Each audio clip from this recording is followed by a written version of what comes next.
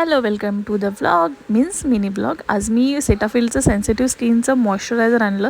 जरा माझी स्किन खूपच रफ झाली होती, सो म्हटलं ट्राय करूया. सगळ्यांनी मला हेच रिकमेंड केलं.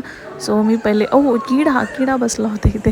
ठीक आहे, मग पहिले मी फेस पूर्ण वॉश केला, कारण मी क्लीन अँड क्लिअरचं वापरते, मला दुसरं कुठलं सूट नाही.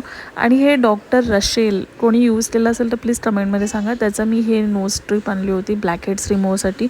आणि मला खूप इचिंग व्हायला लागलं, तर मग मला पटकन काढावं लागलं. ते 20 मिनटं ठेवायचं होतं, पण नाही ठेवू शकले मी.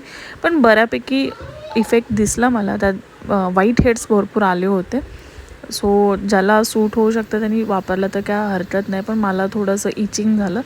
पण मॉइश्चरायझर वापरावं असं वाटत होतं आणि खूप गरजेचं होतं. आणि मी आज फर्स्ट डे हे ट्राय केलं. मी 20 डेज ट्राय करून बघणार आहे की कसं होते माझी स्किन त्याच्याने, आणि मग तुम्हाला रिकमेंड करेन. आणि अशा प्रकारे आमचा डिनर होता. हक्का नूडल्स बनवले होते. आणि बाय बाय.